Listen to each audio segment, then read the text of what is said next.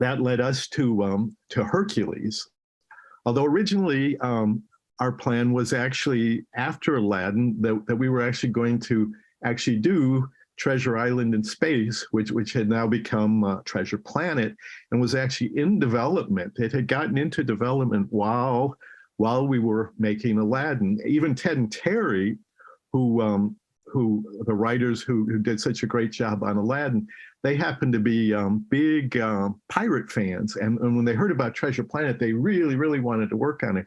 They even wrote a script for Treasure Planet while we were still working on Aladdin, while we were finishing Aladdin. I mean, I guess that's not surprising because those guys went on to write the Pirate of the Caribbean movies. So pirates worked out for them. At any rate, Treasure Planet was not the next movie after Hercules because Jeffrey turned on it. At one point, he okayed it to go into development, but once Aladdin was finished, he no longer wanted us to do Aladdin and to do Treasure Planet. He actually wanted us to do Princess of Mars, which Disney had the rights to, and which years later was done as John Carter. But we really wanted to do Treasure Planet at this point, and Jeffrey never quite explained why he turned on the movie. So there was a lot of back and forth. Finally, Jeffrey told us that we could do Treasure Planet, but he didn't want it to be our next movie. We had to do something else first. So we looked at all the projects in development. A lot of them had come up from other Gong shows, and we actually saw Hercules. Hercules had been pitched by an animator named Joe Hadar, and we liked that idea. Once again, we love fantasy and mythology, doing a mythological fantasy with kind of a superhero Greek god, that really appealed to us. So we said to Jeffrey, we wanted to do Hercules, and he was cool with that. He thought that was great. And we worked up a story, we worked up a treatment. I think we even got to the point of doing a script that Jeffrey okayed just before he left the studio to start up his own studio, DreamWorks, because of feuding that went on with Michael Eisner after the death of Frank Wells, who was also one of the executives who had come over.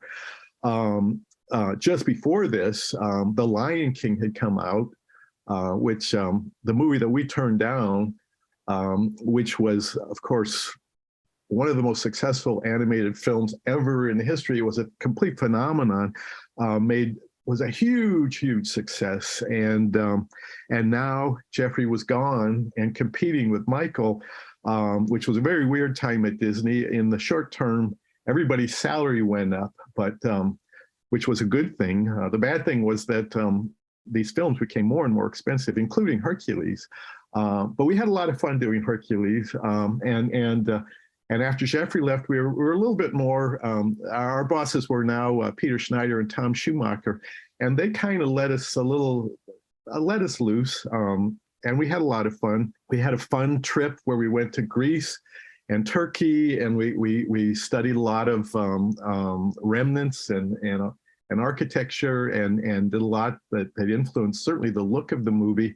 We brought on, which was kind of a radical idea. It was John's idea to bring Gerald Scarfe, illustrator this is Gerald Scarfe, an illustration he had done for Time Magazine. He had illustrated an opera, The Magic Flute. He was a caricaturist for the London Times. Great artist. And he actually came on to the movie and with a style that was pretty radical for a Disney film, but it was fun working with Gerald. And it was a musical, once again, a musical. And actually it was John's idea to actually have it incorporate a lot of gospel music. Alan Menken we brought on to do the music. We had there was a lot of different possibilities of who might do the music, but we still felt like Alan, that there was no one that could do melodies like Aladdin. And this time he worked with lyricist David Zippel, a very talented lyricist who had done the musical City of Angels, among many others. And as I said, we kind of went for a gospel theme because we felt that there was something about heroism and gospel music that went together. Plus, we could do a Greek chorus and turn it into a gospel chorus. In terms of casting, once again, when we wrote the script for Hercules, we had a very specific actor in mind for the character of Hades, the Lord of the Underworld. And so when we wrote the script specifically for this guy, Jack Nicholson. That's who we pictured, that's who we wanted. And Jack actually came in and we kind of pitched the movie to him, like we did with Robin. Actually, Andreas Deja did a piece of animation of Hades to a track of Jack's from A Few Good Men. And we showed him story reels. He brought in his little daughter, Ray, who was dressed like Snow White, and we flipped him scenes for Snow White. It was a great meeting, really fun to meet with Jack, legendary actor. But he turned us down, I think, ultimately, partly because he wanted a part of the merchandising of the movie, which he had gotten on the Batman movie. But that just wasn't going to happen with a Disney movie. I don't think that's ever happened with anyone. So Jack turned us down. So we had to find someone else. This is kind of what the character of Hades might have looked like if Jack had done the voice. But Jack turned us down. But then we auditioned a lot of other actors, some great actors. I think we auditioned James Coburn, Rod Steiger, some of the top actors, but ultimately James Woods nailed the role. He actually, if you realize it, that James Woods, when he did his audition, he played the same part that was written for Jack Nicholson, but played it in a completely different way than Jack. He turned Jack is kind of slow and sardonic with these flares of temper. James Woods is more like a fast-talking used car salesman. But it worked, and James Woods, also a great improviser, and did a lot of improvising for the role of Hades. Did a great role. For a lot of these films, we shoot live action reference to help the animators and give them sort of inspiration and ideas for their animation. We shot live action of Ariel and Eric for Little Mermaid. We shot live action of Aladdin and Jasmine for Aladdin. And for Hercules, we shot live action of Hercules and Meg.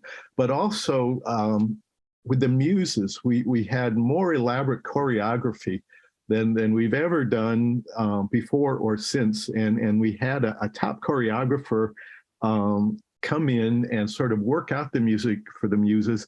And we actually did one of the most elaborate live action shoots that we've ever done for any film for Hercules, where we actually had a Luma crane and we shot in a big sound stage. And this is kind of us there looking at the monitor. These are the Muses, all dressed up, the dancers who would perform the music song, working to the pre-recorded track. And I'm going to show a little clip now of kind of what this, comparing actually the actual animation to some of the stuff that we shot. From that day forward, our boy Hercules could do no wrong. He was so hot, steam looked cool. Oh, yeah! Bless my soul, Herc was on a roll. Person of the week in every Greek opinion poll. What a pro! Herc could stop a show. Boy, no matter monster, and you're talking SRO. He was the no one, a zero. Now he's a hunter. He's a hero.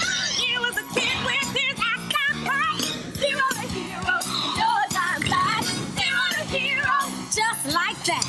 When you smile, the girls went wild with and they slapped his face on every base, on every bar. From appearance fees and royalties, our Herc had cash to burn. Now Dubo rich and famous, he could tell you what's a Grecian earn. Say amen. There he goes again. Sweet and undefeated, and an awesome 10 for 10.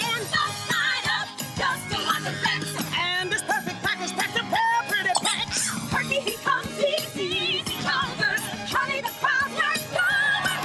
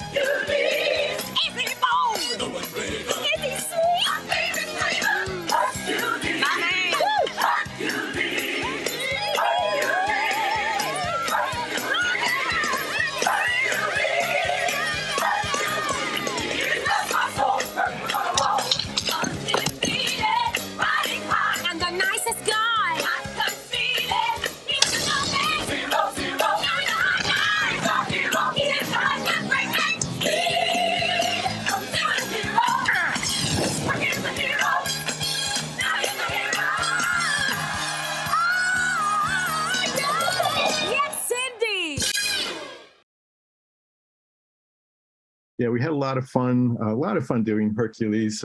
Have one more Hercules story before we leave that movie.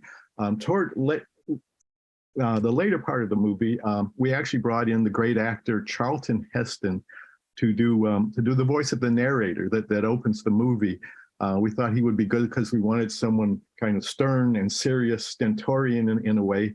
And so Charlton Heston agreed to do it. He came in and he looked over the script of the lines he was going to do, and he met with us and he said, I've looked over material and it's very good, but there was one line that he had a problem with. He said one line just felt wrong to him, and we asked which one it was, and he said it was "You Go Girl," and we wanted him to say the line. He kind of resisted, and we really had a tough time finally to get him to say "You Go Girl." He thought actually that should be something more like "Go ahead, young lady." Didn't quite understand what we were going for. Anyway, finally, one time we got him to say, "You go, girl," and that's what's in the movie. Following Hercules, then, for us, we went on to Treasure Planet. Hercules was, I would say, a modest success, not as successful as the films that had come before. And also, it cost a lot of money. So the studio was kind of getting under a certain amount of pressure at this point. Also, the Pixar films had started to come out. Now, Toy Story had come out while we were making Hercules, and had become very successful. DreamWorks had become very successful with Shrek. As we were doing Treasure Planet, finally, after all this time, the reason we did Treasure Planet was partly because of Jeffrey leaving. Michael Eisner knew that we wanted to do Treasure Planet.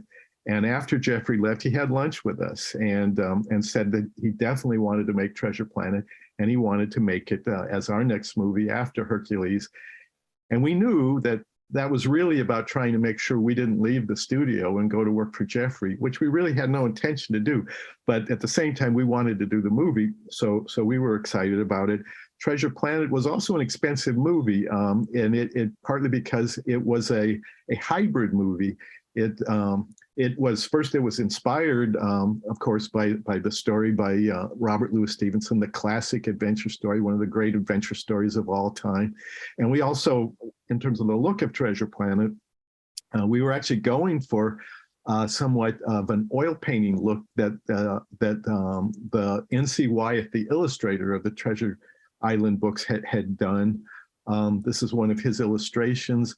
This is actually a Dan Cooper illustration for our movie, done in the NCY style, done in an oil painting style, which we could do digitally. Before this, you could never do oil painting in animation because it took forever to dry and the paint smelled bad and whatever. But in digital oil painting, you didn't have that problem. This is another beautiful. This is an actual oil painting that Ian Gooding, our co-art director on the movie, did. As I say, it was a hybrid movie with an oil painting style, and a lot of the backgrounds were dimensional. They were digital. They were built and then made to look like they were oil paintings, moving oil paintings, taking a cue from the deep canvas technique of Tarzan. It was also a movie. We even had hybrid characters. We had a robot, Ben, who was an all digital character, and we had the character of John Silver, who was a hybrid character. He was part Glenn Keane animated part of John Silver that was the regular drawn animation part, but his mechanical arm and his eye and his mechanical leg were all done in the computer. This is a few examples of how they were merged together. We are all clear, Captain! Well, my friend, are we ready to raise this creaking top? My pleasure, Captain. All hands to stations! Smartly now!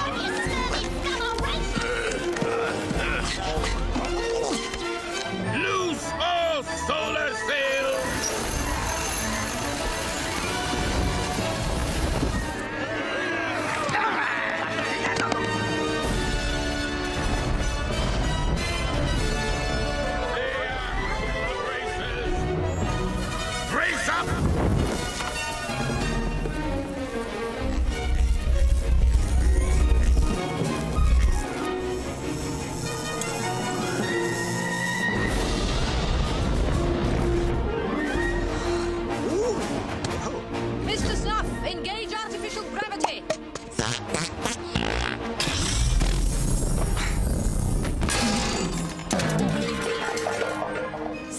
southwest, Mr. Turnbuckle, heading 2100.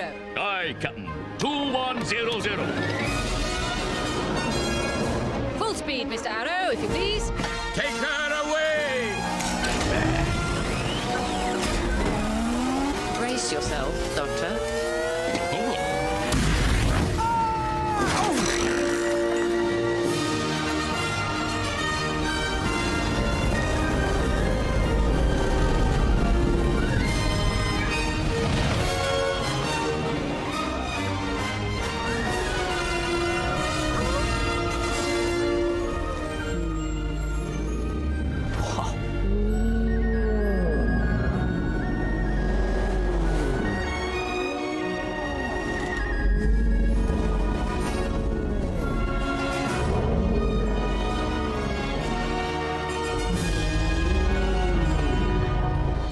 Upon my word, an Orcus Galacticus. Smile! Doctor, I'd stand clear of the...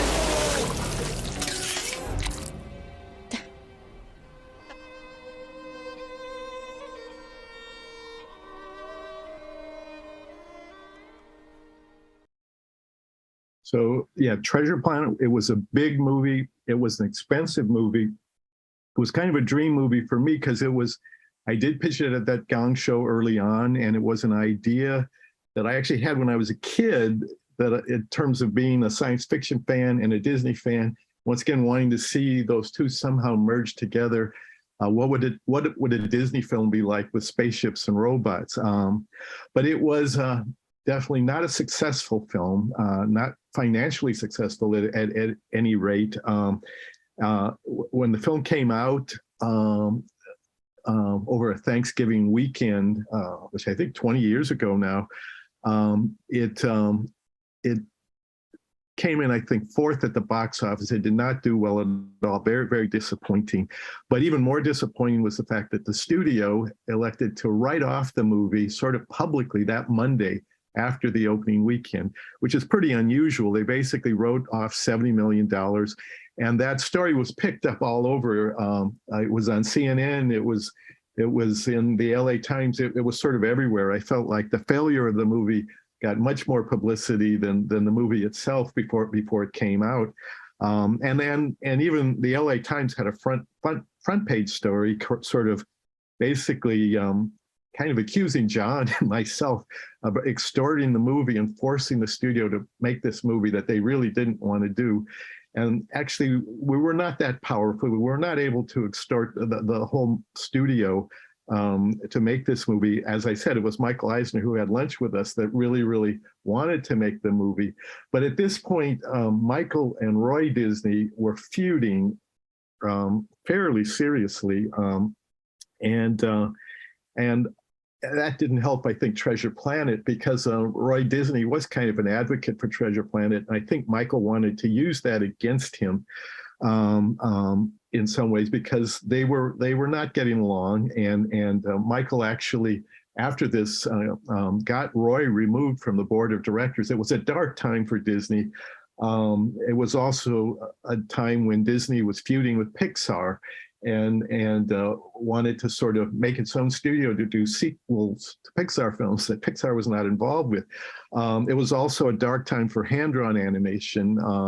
And even before Treasure Planet, the studio had made the decision that they were not going to do any more hand-drawn films after they finished the ones that were still in work, which were, I think, the two after this were Brother Bear and then Home on the Range. And that had already been decided even before Treasure Planet came out. And it was a dark time for John and myself. Not too long after this, the studio decided not to renegotiate our contracts. And we actually left Disney for a short period of time, though at the time we left, we really didn't think it was very likely that we would come back. But about 6 months after we left Disney, everything kind of changed. Once again, these dramatic changes keep happening. After the feud with Roy, it sort of backfired, and then Roy started a public campaign to get Michael removed, and Michael left the studio, and Bob Iger, who had been under him, who had once been the head of ABC, became the new CEO and president of Disney Studios. And Michael, I mean, and Bob Iger really wanted to make amends with Pixar. So one of the first things he did was to make friends with these two guys, John Lasseter and Ed Catmull, another John Musker caricature of picturing John Lasseter and Ed Catmull as Captain Kirk and Mr. Spock.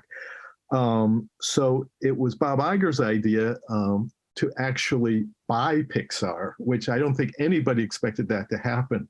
And then actually put John Lasseter and Ed Catmull in charge of Disney Animation, as well as Pixar Animation. And they did that. And they spent their time going back and forth from up north where Pixar is to Disney Studios in Burbank. And one of the first things these two guys did actually was bring us back, which we were happy to come back now. Everything seemed like it was going in a much more positive direction. And that led to the first film that we did when we came back, which was The Princess and the Frog. The interesting history of The Princess and the Frog is it has a Pixar history and a Disney history that actually for a while Pixar had been exploring the idea of doing a version of the story of the Frog Prince. And the Pixar story actually took place in modern day times, but it took place in New Orleans, and it involved a rock singer or a singer, a prince-like singer who gets turned into a frog. The Disney version actually took place in fairy tale land and was based on a book they had bought called The Frog Princess. And in the Disney version, when the princess kissed the frog, she actually turned into a frog herself. When we came back, we had actually not been involved with either of those versions, but we liked the Disney version, and when we came back, it was agreed on that that would be our next project. And we looked at the Pixar version and we looked at the Disney version, and there again we combined things like we did and brought in our own elements. We decided to set the movie in New Orleans. In the 1920s, and make it a musical. And we wanted actually Randy Newman to write the music, because we knew that he had spent a lot of time growing up in New Orleans and knew those types of music, the type of music from like the New Orleans Jazz Fest really well. And because of those, and we wanted to use the idea that that the heroine kisses a frog and then turns into a frog herself. And because it was set in New Orleans at that time, we thought it made sense that the heroine be African American. We didn't realize what a big deal that was even. We should have, but we didn't. It just seemed like it was right for the story. But actually, there had been a lot of petitioning for a Disney princess, a Disney African American princess, and it was important to a lot of people. But it also put a certain amount of pressure on us because we knew that there was a lot at stake with this movie. At any rate, John Lasseter was a fanatic about research, and before we wrote a script, once after we pitched our basic idea, which had a dark Dr. Facilier, a dark voodoo person, we wanted to use voodoo as magic, and Mama Odie as the alternate of that, but before we really got any further, John said, you've got to visit New Orleans, which is one of his favorite cities. So we went to New Orleans for 2 weeks. We went all over the Garden District, the French Quarter, the Bayou. This is St. Louis Cathedral, which was a big, important thing. It was a really interesting thing to visit a movie where the city actually existed in the way we wanted it to look like our movie, because New Orleans hadn't really changed that much since the 1920s. So that was really cool. Here's some musicians. So one of the big things we took out of that trip was that the two big ideas in New Orleans was music. I mean, and this is a piece that one of our development artists, Dobie Balthazar, did after our trip. But so music was everywhere. We knew music was going to be a big element in the movie. And the other big element was after music was food. Restaurants, everybody talks about food. Everybody seems to be obsessed with food. It's just such a huge deal. And we knew that food was also going to be a big part of the story. And that led to the idea that our heroine, Tiana, would be a waitress who wanted to open her own restaurant. And we based Tiana a lot on this woman, Leah Chase, who passed away just a couple of years ago. A great figure. We got to meet with her. She was a waitress who ended up running the restaurant Dookie Chase, named after her husband. And this was a legendary restaurant in New Orleans. And once again, the story of a waitress who ran a really great restaurant. So Leah Chase was a lot of the inspiration for Tiana. And as we developed the story, more and more we realized that it was really important to get this movie right, because it was so important to the African American community. And we met with the NAACP, we met with various other people. I think we met with Shonda Rhimes. We talked to all kinds of people, and including that, we also brought in Oprah Winfrey at that point, who was friends with Bob Iger. We actually met with Oprah for the first time at Disneyland, still in the fairly early days of the movie. There had been a certain press speculation about the movie that had developed some controversy. And Oprah was coming in with some concern. I think when we met with her, she didn't particularly seem happy, even though we were at Disneyland, happiest place on earth. But, and I actually had to pitch the story to her. And that was a tough pitch. And the first row, I remember, she stopped several times that there were things she was concerned about. But after I got past that first row, she started to warm to the story. And she kind of got, particularly when she got more of a sense of the character of Tiana, that the kind of character she was and how hard she worked, and how, and this sort of philosophy that she had, and carrying her father's dream with her. I think Oprah was impressed by that. And then she really warmed to the character of Ray, the Firefly. That really sort of turned her around. So by the end of the meeting, she was happy and she liked the story. She had notes, and we followed some of those notes, but she liked the story, and she even wanted to be in the movie, and she actually pitched herself to be in the movie, and we thought she would be a good choice to play Tiana's mom, Eudora. This is a later point where we actually went to Montecito, where Oprah has her great mansion area, and we got a tour of her home. Which was kind of exciting. This is as we were pitching a later version of the story. Some of the people here in the far left, the redheaded guy in the far left, that's Don Hall, who was our head of story on Princess and the Frog and has become an important Disney director. He directed Big Hero 6, and he helped us a lot on Moana. And just right now, he's directing Strange World for Disney. Right next to him is Rob Edwards, who was actually a writer that we worked with on Treasure Planet, and we also worked with him, and he did a lot of great writing for Princess and the Frog. There I am next to Oprah, and next to me on the right is Peter Del Vecchio, our producer of the movie, who has also become a really important producer at Disney and produced, among other things, he produced Frozen and Frozen 2, even with that. Anyway, the other fun thing about Princess and the Frog was working with Randy Newman. There again, another legend, a great composer. And he did so many things for Pixar, but he actually he hadn't done really that much in the way of musicals, and our movie was a real musical. So it was fun working with Randy. We actually kind of worked with him to work out the songs that were in the story, and Randy was very old school in the way he approached music. He still had like a little tape recorder with a little cassette that he recorded just sitting next to his piano. And when he worked out his songs, you heard all the working out and all the cursing that he did along with the singing. And he would give us the songs in really rough form. And then they would develop from there. And a great character as well, with a great sense of humor. And I really enjoyed working with Randy Newman. And Princess and the Frog, as I say, we felt pressure. We wanted, even when I met with Oprah and talked to her afterwards, I told her that, it was really important that we wanted to get this movie right. And she said, I can see that, and I appreciate that. And we did.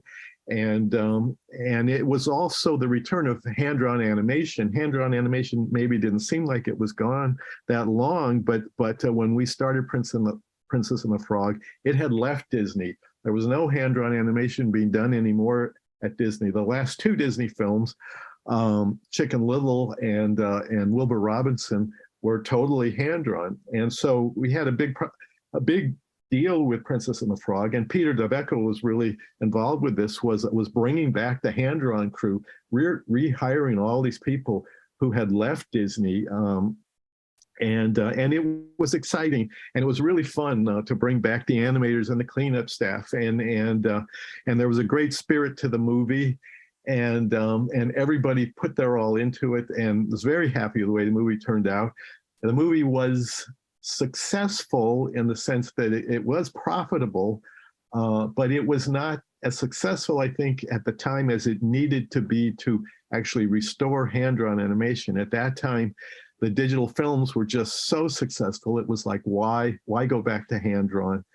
I know we were a little disappointed with the box office, because I think John Lasseter was very high on the movie and expected it to do well. Unfortunately, the head of Disney Productions at that point, Dick Cook, had not been so high on the movie, and they didn't really place it well in terms of its release and how they promoted it. I know a factor, we were a little concerned that we knew the way they had positioned the movie was that another movie, a James Cameron movie, was going to be coming out just a few days after Princess and the Frog, a movie called Avatar. But Dick Cook assured us that he had heard inside word that Avatar was problematic, and he didn't think it was going to do particularly well, so it wouldn't be a problem for us.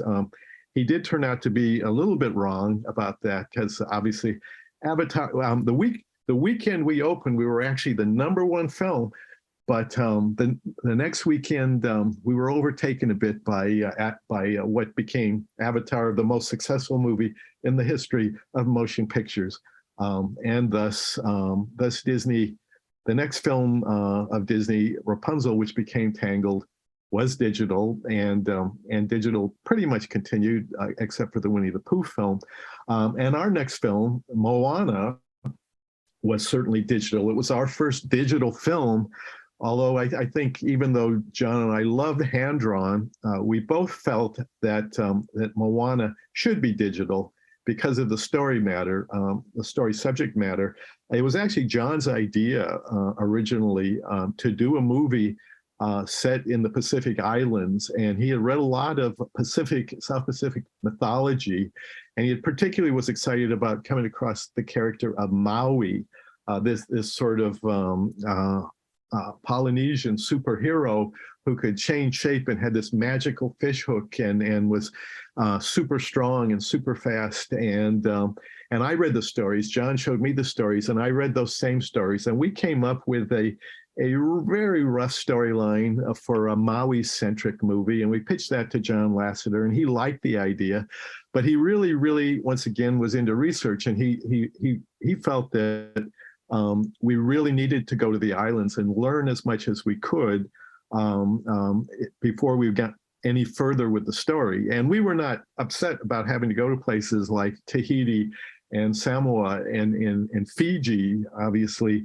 And we did a very elaborate trip. We spent 2 weeks, I think 2.5 weeks in the islands. And some people in the studio thought this was kind of, might be like sort of a vacation for us. And we'd be drinking a lot of Mai Tais, but it really wasn't. It really was a very intense trip. And we met with so many people. We met with navigators, and we met with elders and people who grew up on islands, and anthropologists and archaeologists. We learned so much on this trip. We learned about the history of navigation. We learned about the 2,000-year gap where navigating stopped for 2,000 years. We learned about all these themes of connection. that are so important, and the connection to nature. It was one of the most incredible trips I've ever been on. And the whole really, when we got back, we sort of threw out the story that we had. We kept the character of Maui, but other than that, it became a very different story, focusing on a new character that we created called Moana, a young girl who wanted to be a navigator. And we also brought in a lot of these people that we had met on our trip, and they became what we called our Oceanic Story Trust. And those people stayed involved with the movie throughout the movie. You see a lot of these people there. And we visited them again in other trips that we made to the islands, and they came out with us and came to our studio. This is a group from Tahiti that was in a meeting where we were kind of showing them where our story was at this point. And one of the ways they influenced the story, excuse me, there are many, but when they saw our character of Maui at that time, and Maui was bald at that time, sort of like Dwayne Johnson, and when they saw that Maui was bald, they said, no, Maui cannot be bald. I mean, he has big hair, he has long hair. That's part of his strength and his mana or his mantra. And so we changed it, even though hair is one of the most difficult things to do in digital animation, along with water and things like that. We gave Maui a big head of hair, and there were a lot of other ways they influenced the story.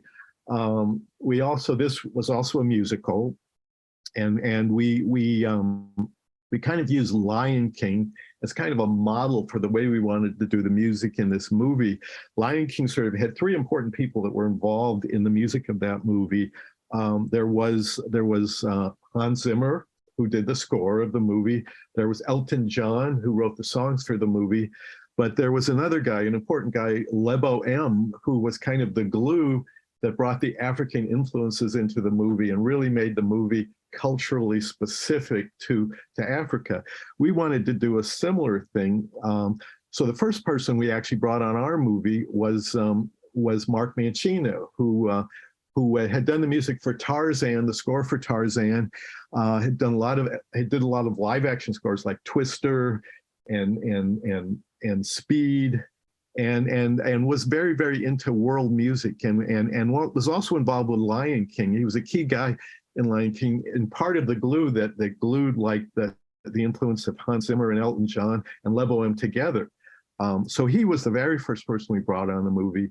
The second person we brought on the movie to do the music was this guy, Opataya Fawai, who had a group, a Polynesian musical band called Tavaka that was actually a lot of his family, and that the whole influence of their music was very, very geared toward the roots of Pacific Island music, and a lot of it involved navigation and involved the history. And it was actually our producer Oznat Shur who listened to a lot of his music and thought that he would be the guy, and we agreed, and we met with him, and after meeting him even more, we felt like he's the guy that can really bring this influence, the Pacific influence, into our music. But we still needed someone from musical theater. Primarily, we thought a lyricist who could bring that storytelling aspect and into how we develop the songs of the movie.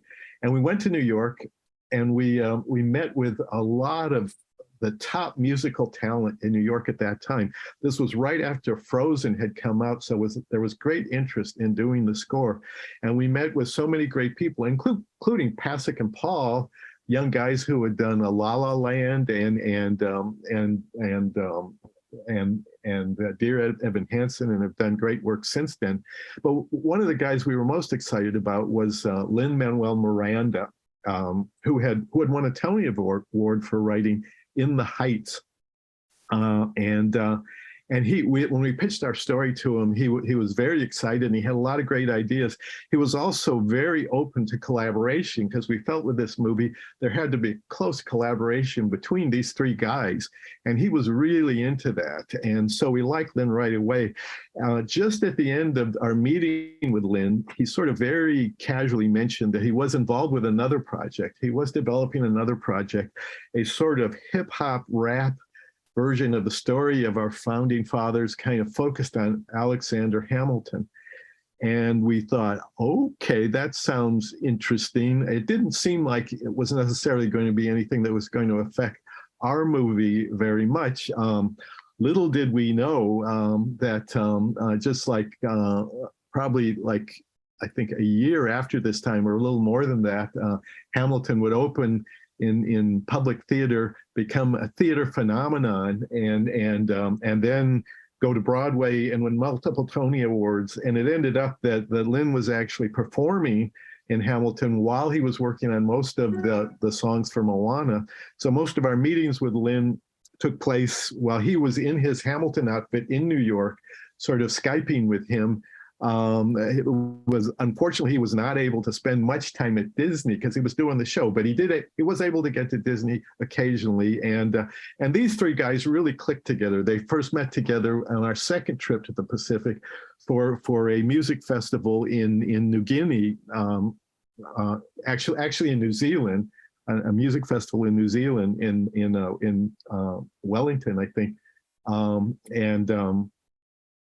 Yes, it was, yeah, they clicked together. They wrote one song together on that first trip. They wrote the song, We Know the Way, the navigation song. That was the first song that was written for the movie. And obviously we were very, very lucky to get these three guys. We were also lucky to get this guy, Dwayne Johnson, who we actually was the guy really from the beginning that we thought would be really a great guy to be the voice of Maui. We knew that he was Samoan. He had a lot of Samoan connections. His whole family was there, and he felt very close to the roots of the island. And we pitched the movie to him. He was very eager to do it. And here he is with our producer, Osnat Shearer. And there's Opataya and John and I. This is also another example, I think, where either Dwayne has a very small head or I have a very big head. I don't know quite what's going on, but once again, I think probably it's the lens. Anyway, working with Dwayne was great. In fact, the way it worked out, our entire vocal cast was anyway, the way I'm getting distracted, but I'll go on. Anyway, the way it worked out, our entire vocal cast was from the South Pacific. And with the Oceanic Story Trust and everything we did, I think that really brought a lot to the movie. And in terms of a digital movie, John and I had to learn how to do a digital movie. There were so many challenges with this movie, with bringing the ocean to life and making it a character. And we worked with so many talented people. We had to learn what tech animation was. We had to learn how important lighting was. And we were so impressed with the end result when we saw everything pulled together. And when the movie came out, not only was it hugely successful, but we got to go back to the islands and show it in the islands, and the people in the islands just loved the movie so much, and they recognized all the research that had been put into the movie. And this is us with Ali'i Carvalho, who's from Hawaii, in Samoa, where they had seen the movie when we were there in Samoa, and everyone recognized her. Hey, Moana, and they were waving to her everywhere we went. And this is her reacting to a lot of the people in Samoa. Here we are in a Fale classroom with all these students. And here we are with the president of Tahiti. Moana was actually the first movie ever dubbed in Tahitian. It was a request from Hinano Murphy, one of the elders who consulted on the movie, who was there in the blue on the far left with the flowers in her hair. She had really, her one request was that this movie be dubbed in Tahiti, which was a dying language. And we did it. And the whole, and this is the premiere of Moana in Tahiti, and a huge crowd of people came there to see the first movie ever translated in their language. And there were so many people that came. there were so many people that came that there was overflow. This is another screening in a park where there all the people who couldn't fit into the stadium where we were showing it, and there was a ceremony where this is Hinano with Nanoa Thompson, a great legendary navigator from Hawaii, who actually proved that the success of the ancient navigators who found their way throughout the Pacific without instruments, just using a navigation process called dead reckoning, with reading the stars and reading the waves. And here is our entire vocal cast put together. Everybody who did all the singing and all the voices in the Tahitian version. The only person that couldn't be here for this picture was the voice of, and couldn't be there. And this group also showed us off when we flew away. They came to the airport with us when we flew back home, and they brought us beads, and they put all the beads around us. And actually in the airport, they sang "We Know the Way" in the airport. The whole group sang it. And then all the people in the airport heard them singing, and they started singing with them. And it was unbelievable, a really, really emotional moment. And I was going to say that the only person who wasn't here was the young girl who was the Tahitian voice of Moana. And she couldn't be there because she was pregnant and had her baby that day, and she named the baby Moana. This was such a great experience. And I want to show a clip now that kind of goes through a lot of what was special about the movie and the people from the South Pacific that were involved with the movie. When we left the islands, we felt like we had been changed, and we had a little bit of a different point of view. I think I can say without any hesitation that we've created some imbalances with nature at this time. And the navigators, literally, their technology is about observing nature, about being in relationship with nature. I would love anyone, kids, grown-ups, anyone to come out of this movie and go, you know what, I'm going to go pause and just take a look at that sunset.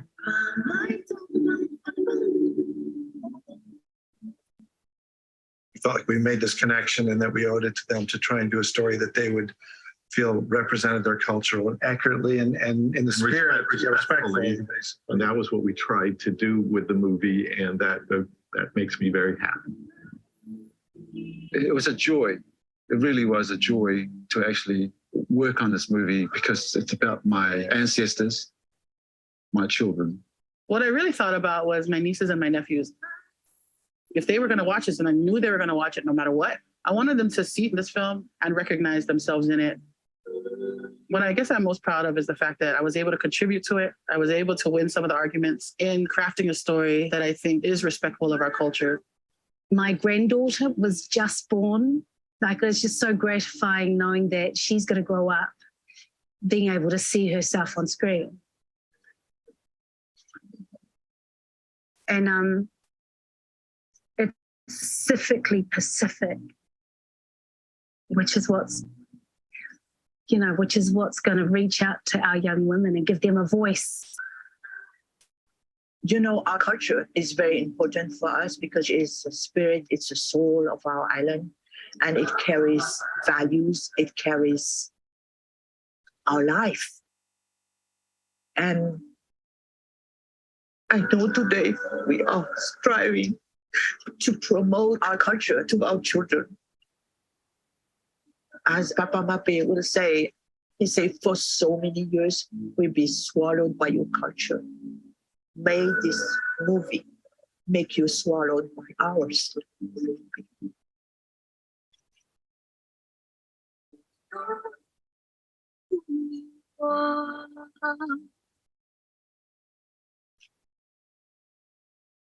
I guess this is us. This is us in Aladdin. This was the first time we did this.